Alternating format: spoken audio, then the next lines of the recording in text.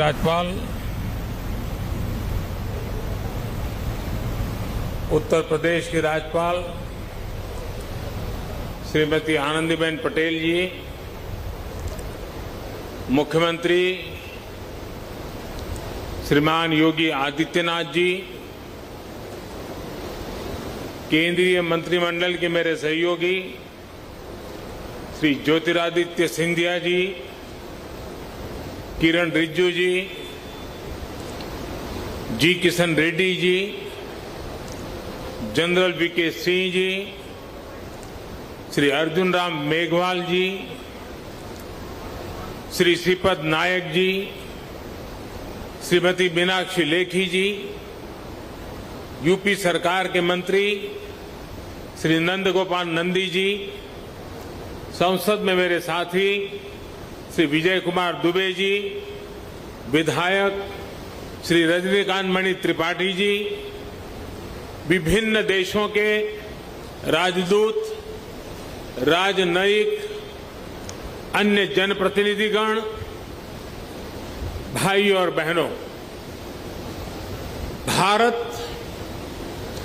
विश्व भर के बौद्ध समाज की श्रद्धा का, आस्था का, प्रेरणा का केंद्र है। आज कुशीनगर इंटरनेशनल एयरपोर्ट की ये सुविधा एक प्रकार से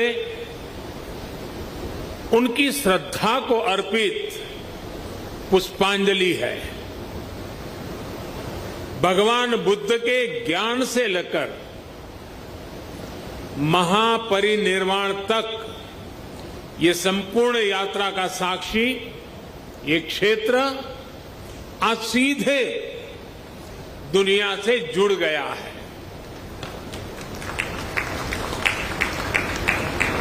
श्रीलंकन एयरलाइंस की फ्लाइट का कुशीनगर में उतरना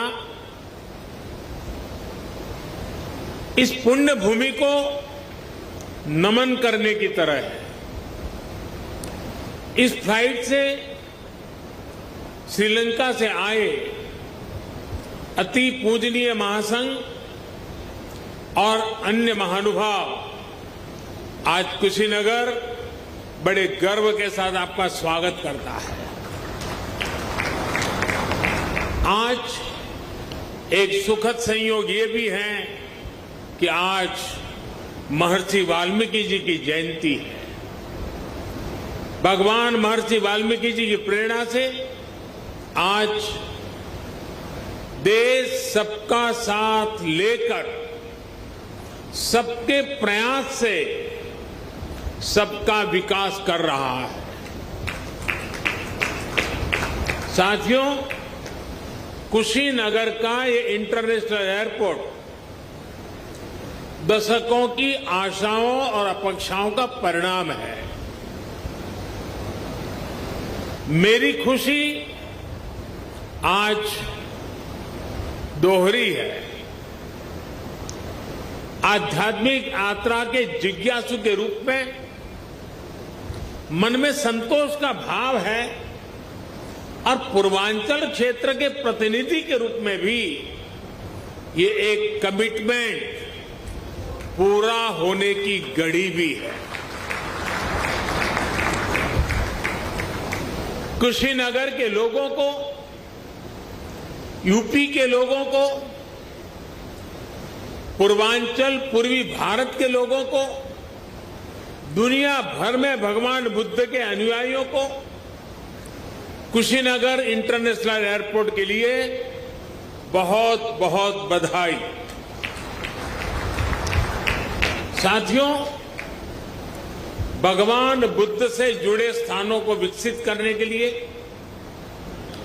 बेहतर कनेक्टिविटी के लिए, श्रद्धालुओं की सुविधा के निर्माण पर भारत द्वारा आज विशेष ध्यान दिया जा रहा है। कुशीनगर का विकास यूपी सरकार और केंद्र सरकार की प्राथमिकताओं में है। भगवान बुद्ध की जन्मस्थली लुम्बिनी यहां से बहुत दूर नहीं है। अभी ज्योतिरादित्य जी ने इसका काफी वर्णन किया है, लेकिन फिर भी मैं उसका पुनरावर्तन इसलिए करना चाहता हूं कि देश के हर कोने में एक क्षेत्र का ये सेंटर पॉइंट कैसे हैं, ये हम आसानी से समझ पाए। कपिलवस्तु भी बिल्कुल पास में ही है। भगवान बुद्ध ने जहां पहला उपदेश दिया, वो सारनाथ की भूमि भी 100-250 किलोमीटर के दायरे में ही आ जाती है। जहां बुद्ध को ज्ञान प्राप्त हुआ, वो बोध गया भी कुछ ही घंटों की दूरी पर है।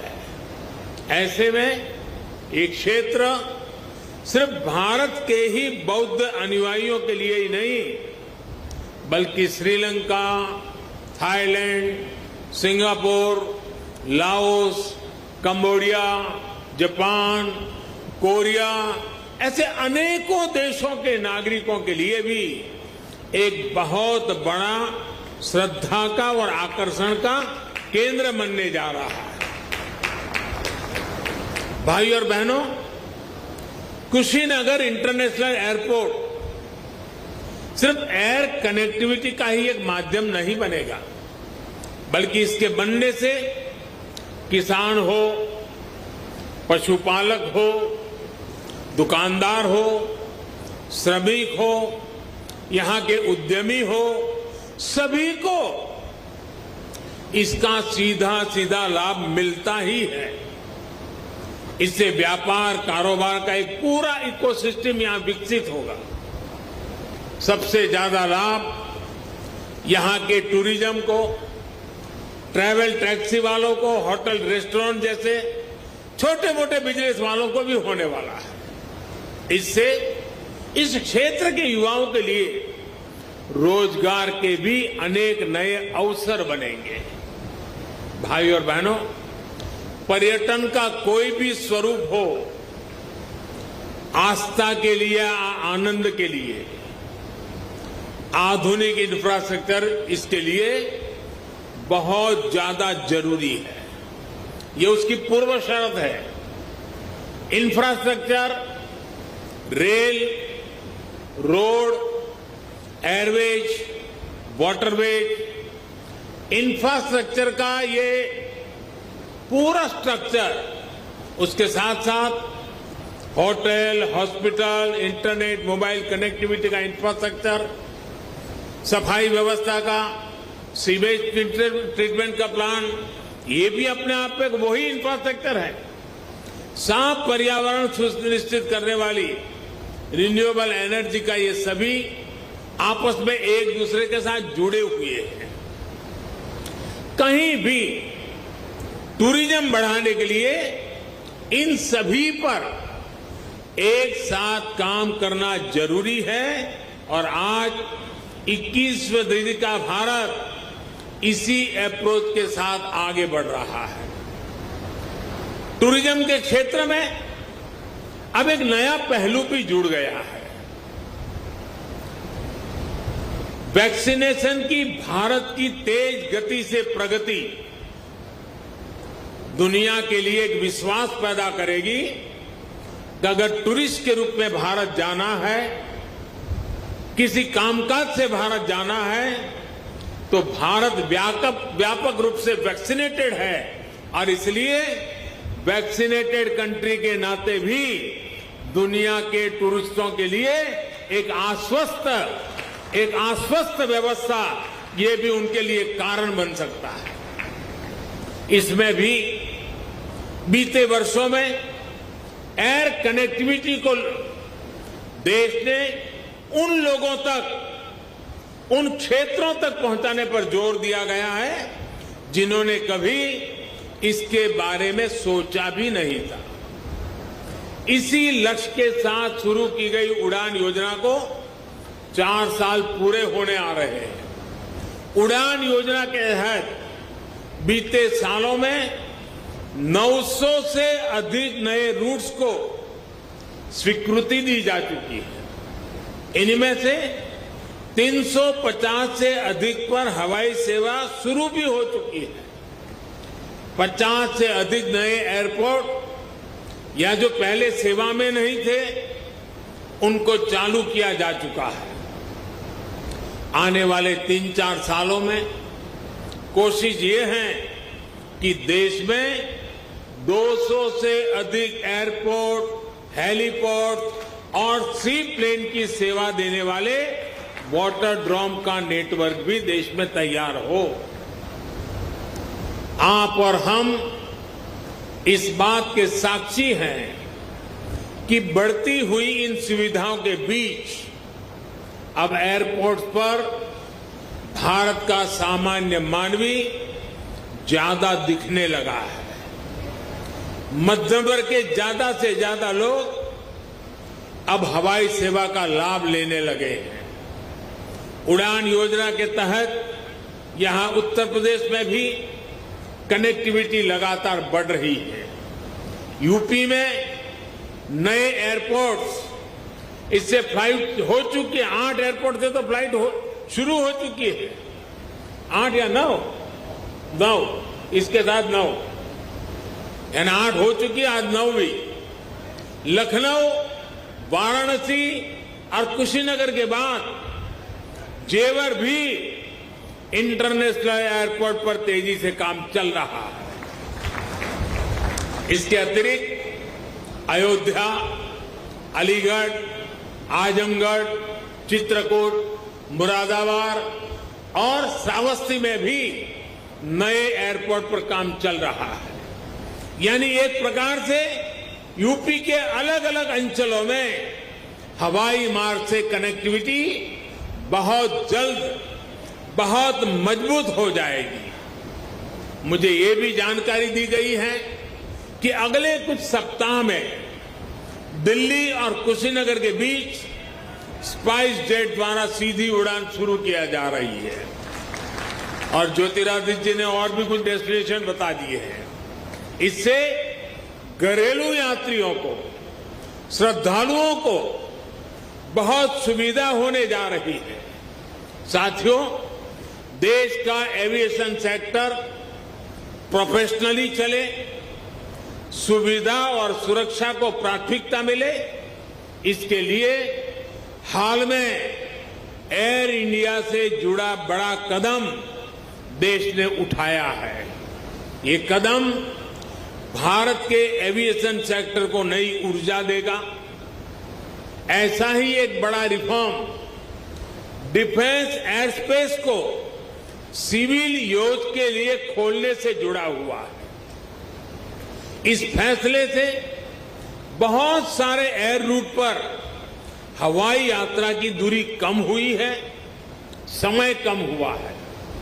भारत के युवाओं को यही बेहतर ट्रेनिंग मिले, इसके लिए देश के 5 एयरपोर्ट्स में 8 नई फ्लाइंग एकेडमी स्थापित करने की भी प्रक्रिया शुरू की गई है। ट्रेनिंग के लिए एयरपोर्ट के उपयोग से जुड़े नियमों को भी सरल किया गया है। भारत द्वारा हाल में बनाई गई ड्रोन नीति भी देश में कृषि से लेकर स्वास्थ्य तक, डिजास्टर मैनेजमेंट से लेकर के डिफेंस तक जीवन को बदलने वाली है। ड्रोन की मैन्युफैक्चरिंग से लेकर ड्रोन फ्लाइंग से जुड़ा ट्रेन मैन पावर तैयार करने के लिए अब भारत में पूरा एक इकोसिस्टम विकसित किया जा रहा है। ये सारी योजना, सारी नीतियां तेजी से आगे बढ़े, किसी तरह की कोई रुकावट ना आए, इसके लिए हाल ही में पीएम गति शक्ति नेशनल मास्टर प्लान भी लॉन्च किया गया है। इससे गवर्नेंस में तो सुधार आएगा ही, ये भी सुनिश्चित किया जाएगा कि सड़क हो, रेल हो, हवाई जहाज हो, ये एक दूसरे को सपोर्ट करें, एक दूसरे की क्षमता बढ़ाएं। भारत में हो रहे इन निरंतर रिफॉर्म्स का ही परिणाम है कि भारतीय सिविल एविएशन सेक्टर में 1000 नए विमान जुड़ने का अनुमान लगाया गया है। साथियों, आजादी के अमृत काल में भारत का एविएशन सेक्टर राष्ट्र की गति और राष्ट्र के प्रगति का प्रतीक बनेगा। उत्तर प्रदेश की ऊर्जा उसमें शामिल होगी। इसी कामना के साथ एक बार इंटरनेशनल एयरपोर्ट के लिए मैं आप सबको, दुनिया भर के बौद्ध के अनुयायी देशों के नागरिकों को बहुत बहुत बधाई देता हूं। यहां से मैं देश और दुनिया से आए बौद्ध भिक्षुओं से आशीर्वाद लेने जाऊंगा और फिर यूपी के इंफ्रास्ट्रक्चर के अनेक और प्रोजेक्ट का लोकार्पण का भी मुझे सौभाग्य मिलेगा। फिर एक बार आप सबका बहुत बहुत धन्यवाद।